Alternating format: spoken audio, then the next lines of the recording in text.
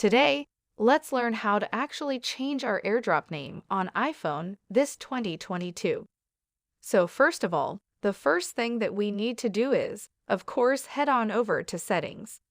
And the current version of iOS I'm using is actually going back to the video. We have the options to change our name for airdrop. Well, obviously, if you want to change your name, what you would actually do is to click on airdrop, right? Well, it's the change name. The change name option is not actually here. It's actually located over here in the About section. And once you click on the About section, what you want to click on is the name over here on the very first part of the screen. Once you click on that, we actually have the option to change the name of this iPhone. So let's say this name.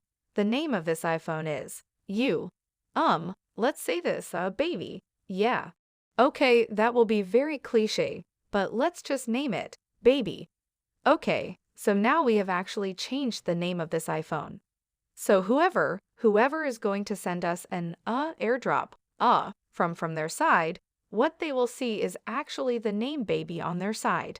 So if you want to send, or rather, if you want some people to airdrop some stuff on you, they have to click on the name baby on their side, because that is the name of your iPhone, so that they will send it to the right person, which is you. Also, this will not